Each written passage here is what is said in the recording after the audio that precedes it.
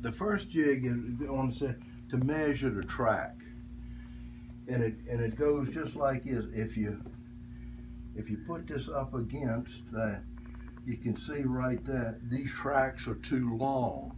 Yeah, by 16th or so. Yeah, by whatever distance they are. So they need to be cut off in order to make the standard joiner track work. The second jig measures the cork. Okay. So we put a line down there and draw a line across. And now that's where the cork, we would cut the cork out to there. Take this cork completely out. Here it's going to be then when you get the rails are cut, because that's critical. Right. If you cut a standard piece of joiner track is 4 7/8, which allows for a 1/16 of an inch on each end. If you miscut this track by a 1/16, now your gaps are getting wider, which is going to cause your engine to boom, boom, when it goes through.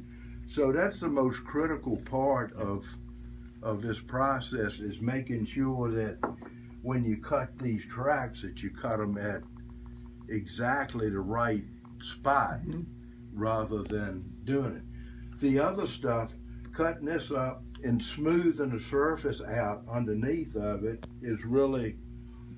I mean, you want it to be done close to right, but it doesn't have to be. It's not Well, as critical as a track. That doesn't have to be perfect, right. But then somebody else needs to come along with a paintbrush with the shade of color to paint the bare wood so that it matches up and it doesn't not sticking out like a sore thumb. Right. So that's really the process.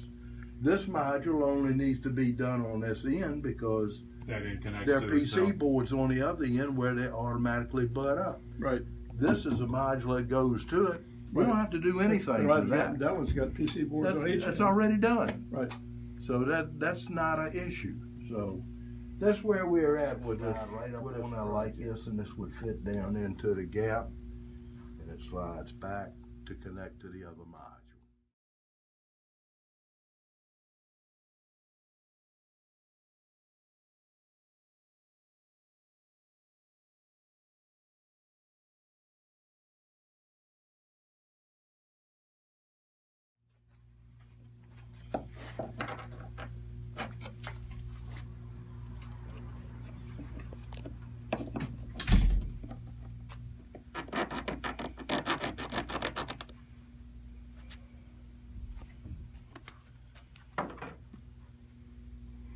And I don't want to cut right on the